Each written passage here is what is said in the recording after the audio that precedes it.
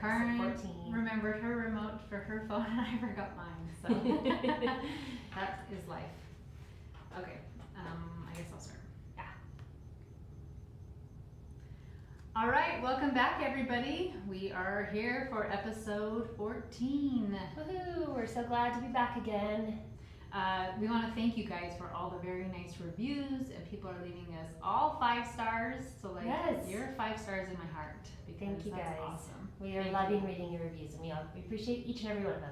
Yes, absolutely. And all the DMs we get on Instagram. Yes. Like, you guys are the greatest. So thank you. From the bottom of our heart, thank you. All right, this whole episode is just 100% for you. You have asked, and here we are going to answer. It is a full Q&A podcast where we have just taken all the questions we have from our, what's it called? Podcast? iTunes. Thank you. From iTunes and from Instagram and wherever you guys are following us. We're using those questions you've asked us and making a whole episode out of it today. So we are really excited. We want to mix this type of episode in probably every maybe few months, 6 months or something. So keep the questions coming so we can answer them as thoroughly as possible. Yeah. You can just answer a little bit more talking than you can typing. Right. So yeah, definitely. So our first one, the first question is, I will only have one child I plan to homeschool when he gets to that age, and I will not be having more children.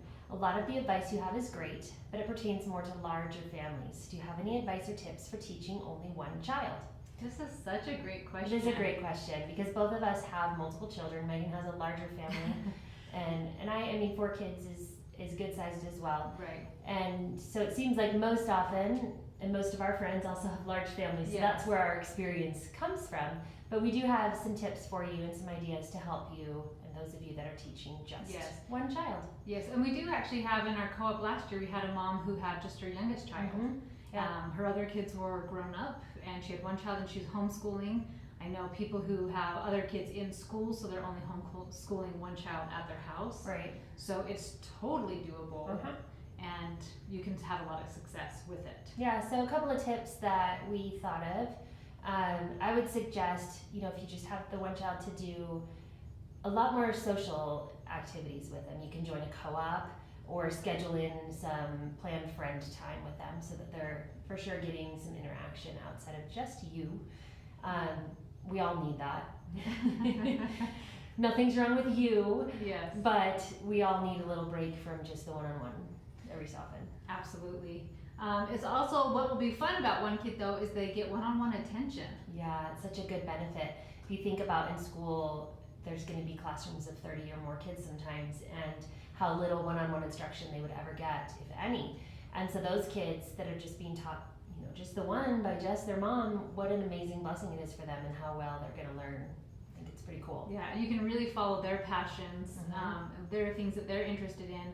Whereas with the large family, if I'm just doing a read aloud, a lot of times my books gravitate towards boys because we're predominantly boys in my family, and so sometimes the girls do feel a little gypped. Yeah. Can we read a book about love or rescue or something that not boogers, right? Right. And so you can totally tailor it to that child's interests and gender. Yeah, and you can really tailor your whole instruction to them. And one kind of nice thing with a larger family, you're going to have to be teaching multiple kids and multiple grade levels at once. And with one child, you don't have to worry about that. That cuts out that whole problem.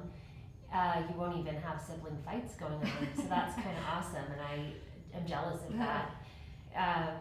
But you can really tailor everything to their needs and their desires and their wants, and that's a pretty amazing benefit. Yeah, and so I think our biggest thing would be to add in the social time. Yeah. Extracurricular activities, play dates, that kind of stuff. Whereas ours, it's like you have a built-in friend, go play with your sibling. Right. That would be the one area you probably have to just look a little bit more for. Yeah, so definitely. Thank you for that question. Yeah, that's a great one. Okay, our next question. Can I work and homeschool? Karen, can you work and homeschool? Well, I'm doing it right this minute. That's the cool thing. We were both saying that. Both of us are doing that. We're working, but we're working from home, and that might be a little different it's definitely a little different than those of you that are working outside of the home. So it is definitely possible, and we have a few tips. Yes, Help me so through that. for me, I've created office hours. And there's a lovely sign on the door that said, Mama's working, please go away. I love you, love Mom, right? Yeah. And so that is my time that I just go a few days in the afternoon, probably 3 days a week. Yep, it is 3 days a week. I had to think about that. 3 days a week in the afternoon that it is just my office time. That it's not a time for school, that they have other siblings that they can help with. So it is set aside time. That is my working hours. I do it a little bit differently. I work early in the morning when my kids are not up, and then I also have my computer where I work on my computer almost exclusively, just right in the middle of our homeschool area. So while my kids are doing things, I can just hop on and work for 10-15 minutes here and there as it's convenient. And so that's kind of the way I work. But also we have a pretty set routine for our school time, so I know that I'll be done by, for the most part, a certain time. And so I know I also have the afternoons free where I can work as well. And so that's how it works for me. But another tip is to have curriculum a little more streamlined, that they can do a lot of on their own. And we've talked also about teaching your kids to be independent learners. Mm-hmm. So the more you can do that, the more they're capable of working on their own without your help if they need to. And I'll add in too, since I have a baby, what I do with him while I'm working, because the other kids are older and can take care of themselves. But obviously my 2-year-old is not making himself lunch or putting himself down for a nap. So one of my sons, and I think I have talked about this before, my son Joshua is right at that age where nobody really wants to hire him, but he wants a job and wants to get money. So I hired my Josh to babysit. And so I pay him, not well, but it's a lot for him, right? And he's at the house, so. Yeah. But anyways, it's super helpful for me. And he knows that he watches the baby for those couple of hours. He plays with him, changes his diaper, puts him down for a nap. And it works out great for both of us because I know the baby's watched after and he can make a few bucks. Yeah, that's great. We also have friends who have done homeschooling while they work, and they hire out a lot of things. Mm-hmm. And this is a really great option, especially if you are making more money than I am. Where you can afford to do this. Yeah. So if you could hire in personal tutors for your kids for different subjects so they're still being taught at home.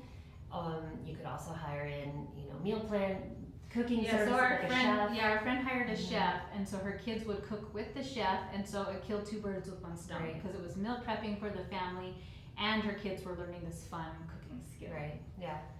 But we've had friends hire out, so cooking, languages, instruments, art, yeah, I believe science, yeah, that they've hired people out for, and it's totally worked for them. Yeah, and that takes a lot of the load off of you and a lot of the responsibility off of you so that you have more time to work. We also have one other friend, and she's been homeschooling for a while, and I think that's part of the reason this works so well. But she had a semester where she had worked 40 hours a week, and she was working out of the home, but she was full on working, and she kind of just gave them this feast of knowledge, that she just set out books, and each month she rotated them, but that was about the capacity she had. And she said they excelled so much because it was this kind of hands-off with Mom. They weren't being pushed to do anything, so it kind of was an unschooling method. Yeah. But she just kind of said, Mom has to work a lot right now, and they were totally understanding. They did their math on their own, their reading on their own, everything on their own. And she has been doing it for a long time, and so she has a pretty good routine in place. So her kids knew what was expected of them at this point. I think doing that your first year of homeschooling might be a little more challenging. Yes, because you have to establish how to become an independent learner. Right. And then what else? Oh, using online classes. Yeah. Any online classes that you can do to take off the burden of you teaching the classes is another good benefit that you can have. And yeah, and you can totally do it. You can totally have your cake and eat it too. Because why would you want cake and not eat it? That's weird. Unless it's a gross cake. All right, next question. And I think I have this. This one's kind of a concern. And I know I had this in the beginning too, but I feel like I need to know everything. That one kind of made me laugh a little too, because I think I've had those fears many a time. I still have those fears with my blogging. I feel like I need to know every subject to be able to share with you guys those things, and obviously I never will, and I never can, and nobody ever will. Right. And the best part, one of my most favorite parts about homeschooling is learning right alongside my kids. Yeah. So there's going to be so many things that you're teaching your kids that you're learning too, and that's okay. which is kind of fun because you're excited. Yeah. Like, did you know? And there's this lot more fun and excitement with it. And like we're in the age of internet.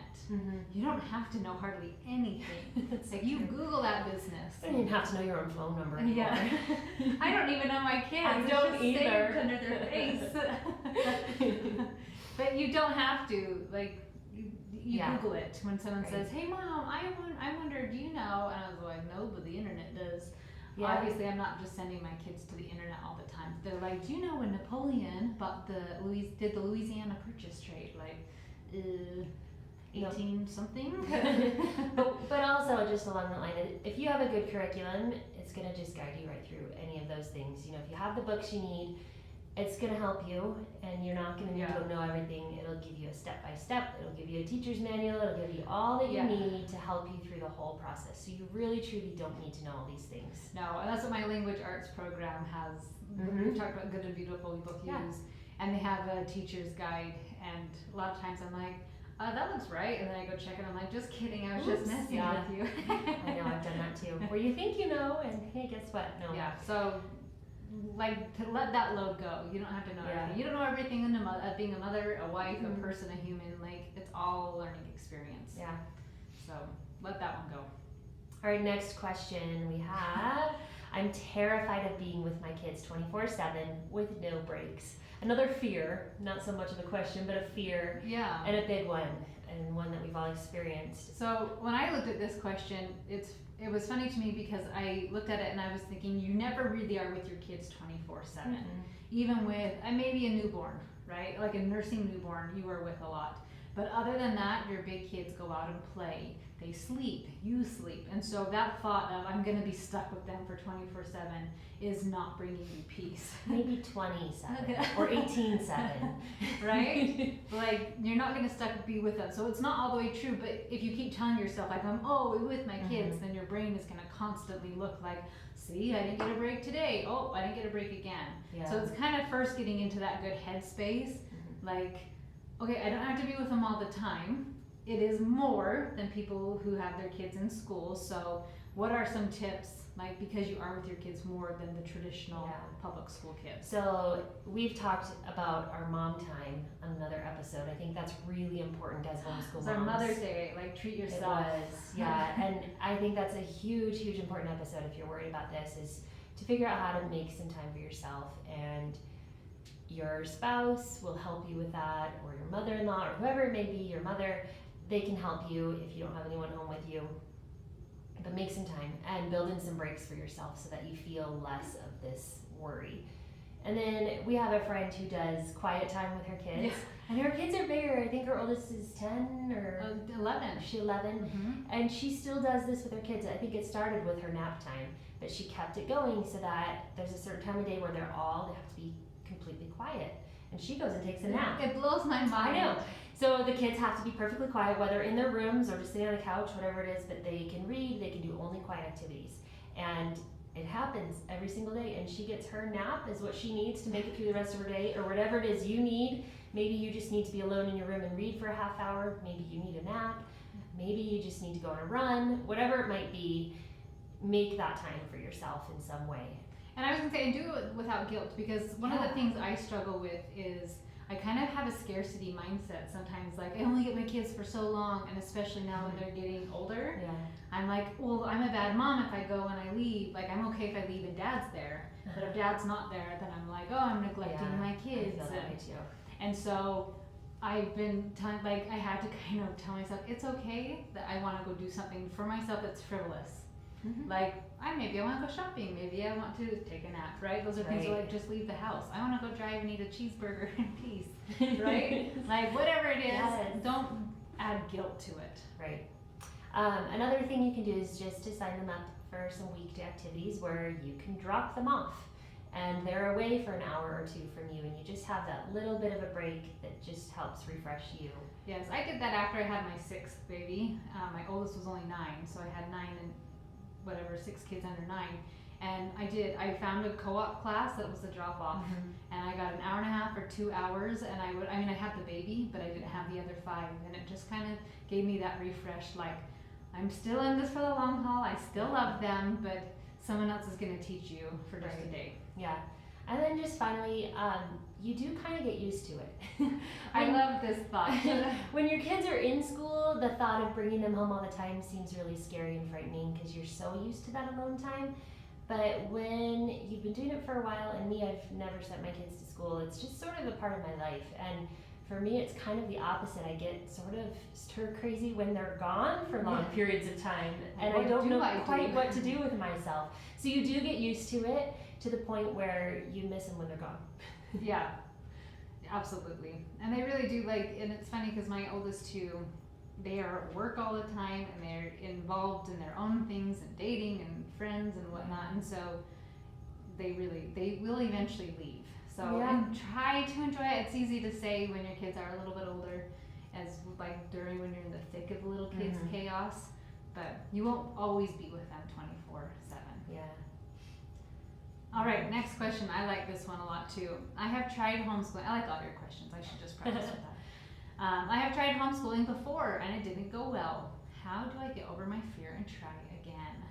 What a great question. So this was from one of our friends, shared it in our co-op class, and John Maxwell, and I looked up who he was, a pastor, kind of a leadership guru, and this is his method for doing something. And so homeschooling in our example. But first you need to start. So you start homeschooling, right? You just start trying it. Your second step is you fail. You probably failed miserably. Kids screamed. You hated it. Like your hair fell out, right? Like, this is the worst. Then third, you learn from it. What are you going to take from that experience and how are you going to make it better? Then you improve. Like, these are the ways I could make it better. This is the way I could make it work. And 5, you try it again. And I love that. Yeah, it's perfect. It's such a great little set of steps to help you through something hard. Because when we started, it wasn't like, we're so good at this. No, it's never perfect. And I still have miserable days where I think that I am terrible at this. So it's normal to have bad days. Yes. And to be super rocky in the beginning. Yeah, it's normal to have a rough start and to take some time to figure it out, and that's okay. Yeah, so I always laugh like when my little ones were learning to read, and I still do it when the little monotonous, monotone, like the dog jumped, I don't stay awake for it. It is my white noise, and it's like, slap me in the face, wake up, mom. But it's like, it was tricky for me to stay awake, and I have babies and all this stuff. Like, yeah, that was hard, but guess what? My kids can all read now, so they figured it out, right? Yep, her 2-year-old can't read. He cannot. Don't feel bad. He doesn't really talk. He's finally like putting 2 or 3 words together. He's so spoiled. We actually were talking about potty training him the other day, and my husband and I laughed and said, we won't even bother till he's older. Like, he's so spoiled. We don't even care. That's all right. He's the last. Yeah. Okay, next question we've got is, how do I find the curriculum for what fits each kid's needs? And we both kind of laughed when we saw this question because it's a really hard one to answer. Yes, we both started with try a bunch and throw them all away. Try a million. And really that's what both of us did, I think. I know I did. I was thinking about that today as we were preparing for one of the other episodes, but I have been through so many different curriculum options and over the years, and it's kind of a little ridiculous how many I've gone through. But because of that, I have found something now that really works great and I'm really comfortable with and I'm really happy with, and I found it finally, and it takes a couple years sometimes to find that perfect one for every single child. And that's okay, as long as you're still plugging along and still doing your best with what you do have. And be willing to have a crappy curriculum. Yeah, it's okay. And you don't have to right away go out and spend the lots of money to get a new one that year if it's not working great. Just roll with it, take the pieces that do, and throw out the pieces that don't. And sometimes you can sell a curriculum too, so you can use it to buy there's a lot more. of like used curriculum sale groups on Facebook, stuff like that, and I know local news classifieds and stuff like that too. So yeah, you can definitely sell it and get the money to get something new, but it usually takes a little bit of trial and error. And what I have done a lot of is going and reading reviews on a curriculum. Because if you know sort of your child's learning style or your preferred teaching method, then you can kind of get the gist of what that one is about by reading the reviews and know whether or not it will be a good fit for that child or for yourself to teach it. Absolutely. So one of the things somebody said, my friend calls her a mature mom, but her kids were older. And she said, how do you pick all this curriculum? Your curriculum is amazing for all your kids. And she looked at her like, I prayed on it. I'm like, what else would I do? But prayer is huge. It is definitely huge. And so, like, follow your intuition, follow the spirits, but follow promptings, right? Like, this kid needs this, or this kid needs this, and have some faith. And then know if it doesn't work out, that's fine. It wasn't supposed to work out. And also, it's totally okay if one kid's using one math and another kid's using a different one. It's not a problem. Yeah. And then I like to get them involved as much as humanly possible, and asking them, like, what are some of your curriculums you'd like to use? Yeah. And turning it over to them of what history they want to use. Not history, but like genre of history, right? And then I kind of help guide them. Yeah, and we do that as well. History and science and those kinds of elective topics, I let them pick what they are most interested in. Yes, and so sometimes it was funny as I was asking my kids, my one son said, I really hate all language arts. It's stupid and it's pointless. And so sometimes they just like, they're going to be grumpy about it, and that's okay. And it was funny because he's decided to go and get his Eagle, and so he's been working really hard to get his Eagle, and he had to write this whole thing and his papers and essays. And I said, you know how to write so well because of all the terrible language arts I made you through over the years. That's great. And so it was really fun, even though he was like, ha ha, but at the same time he realized, oh, there is a practical application for it. Yeah. And so he's willing to keep going forward with it, even though he likes to buck the system. Yeah. All right, last question. Okay, so this is a really good one. What if my mother, my spouse, my siblings, my neighbor, my in-laws, they disagree with me homeschooling? This is going to happen. Just going to tell you that right up front. Yeah, somebody actually wrote on my Instagram, like, you homeschooling hippie, you're what's wrong with society. And I was like, nice. Okay, cool, delete. That's what's fun about getting comments like that on a blog or Instagram. You have the power to delete and move on. We have to do that a lot. But big thing for me, so if it's your spouse, that's another story. We'll get to that in a second. If it's your sibling, your mom, your mother-in-law, whatever, your neighbor, ignore it and move on, because it is not their choice. It is your choice, and you're the one praying about it. You're the one figuring out what is best for your children and your family, and you don't need to worry about what they're thinking. It's hard not to, but you don't need to. You need to move on from that and do what's right for you. I had one of my siblings really disagree with my choice when I first started out, and talked to my mom frequently about it, trying to get her to tell me to stop doing this. And my mom said she would not, that she liked what I was doing. And I had hurt feelings from that, and I had to move on from that. And it's okay. She won't be listening to this podcast, I know that. But I became okay with it, and I moved on from it. And I think she eventually saw that my kids are doing great, and they're smart, and there have been no problems with them. That's what's been funny, is that some of the naysayers I had in the beginning, they're like, you can't do this, you have too many kids, you've struggled with depression before, like, these are real things, and I don't think you can do it. Like, out of the love of our hearts, it wasn't like, you're an idiot. Like, we love you so much, we're trying to help you. And it's funny because they are now the biggest loudmouths of like, you guys should see her kids. They are so awesome. You all should homeschool. And I'm like, where were you 10 years ago, 12 years ago, right? And so it's kind of funny with people like that, you just kind of have to turn it off and say, like, thank you for your opinion. Because what do you say to that, right? Like, thank you for sharing. I've even had people say that their doctor tells them they shouldn't be homeschooling. Well, that's interesting. Which I find so strange. Like, it's his place to say that. Anyway, Karen's like on her hot button. No, my doctor's actually pretty cool about it. But he asks my kids every year, do you like your teacher? And then he laughs and he says, of course you do. You have the best teacher, which is really cute. So my doctor's been really sweet about it. But when it's those kinds of people, just turn your back and move on. Don't like worry your about immediate family. And I mean immediate, like, who live in your same house. Who live in your home. It doesn't, like, you're the steward over your children. Exactly. So now, for your spouse, it is different because you are both the stewards over your children. And there's going to be some bigger challenges there. So what we were kind of talking about with this too is that there are lots of things we do in life, and like for myself or for my husband, where the other one disagrees. Yeah. like if my husband wants to watch a movie or keep him up past bedtime, I may disagree, but sometimes he does it anyway. Give him soda or sugar cereal. Those are things that I disagree with. Right? He does it anyway when I'm not home. Yeah, like help things. Like, Yeah. oh, I don't think you should feed our kids that. Right? You're probably never going to agree on something 100%. So there is a respect issue of like, I do want to stay married to you and I love you, but I would, if you are feeling this prompting, like our whole name is called Call to Homeschool because we know so many women are feeling this call. Yeah. And so sometimes it is saying, I love you and I respect you, but I'm going to try it anyway. Right? And it's not like, oh yeah, I'm going to show you who's boss. And like, it's not like anything like that, but like, I feel called to do this. Please allow me to do this. Yeah, and I think in those kinds of situations, you can give it a trial run. You know, I've had friends and one of my siblings even went through this, and they tried it out for a little while. Maybe you do that over the summer. You know, you take a few weeks in the summer where you practice it and see what it's like.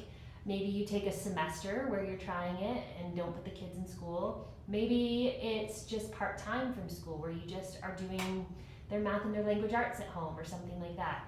And give it a little trial run and show them that you can do it. I know oftentimes husbands, or maybe it's the wife that disagrees, that don't want it to happen because they're already worried about the burdens that are on you.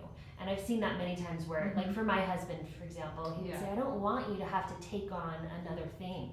You're so full, you're so busy, you're stressed already. And so often it's for you that it's out of love and concern. Right. It's not like I think you're inadequate. It's like I love you and I want you to be okay. Right. So my husband actually in the very beginning hired a cleaner for me and was like, really? Like he had his own concerns, and it's funny, he would totally deny this now. Because I asked him, I was like, what were your hesitations? He's like, oh no, babe. I was like all in 100%. I was like, oh no, you were not. I'm like, let me grab my journals. But like, he hired a cleaner for me in the beginning, and just, I think we had her for 6 months maybe. I loved her, but she, so she her back. I know. I'm like, where did you go? But so that was something he felt that he could contribute. Like, okay, if you're gonna go, I'm gonna support you. And we tried him homeschooling a little bit. It never really worked. Like, he's our sole provider, and so it just didn't work with us. So that was his way of saying, okay, I will take this off your plate. Yeah. And so. And often, sometimes it's maybe the concern of them not being able to learn fast enough as they would in school or things like that. And that's when, you know, if you do those trials and you show, I had somebody told me that their husband would make them do these standardized testing things just to make sure that their kids were learning enough. And so sometimes, you know, there's those tricky balances, but there's a way to figure it out where you can, you know, communicate together, make a pros and cons list, and figure out the benefits or the negatives of both and how it can benefit your family. It's funny, I've actually done some coaching and where the wife says, will you coach with my husband to let him know it's going to be okay? And even people who are local, like, can we go out to dinner with you and your husband? So like, my husband can talk to another man with his point of view. I've done that as well. Yes, like, your kids aren't social rejects? And I'm like, no, well, mostly, just kidding. For the most part, no. Yeah, and so just helping with those fears. So those are the questions we covered today. And if you guys have more questions, we'll do another Q&A down the road. Ask us on Facebook or Instagram or in the comments of our review section on the podcast. And we'd love to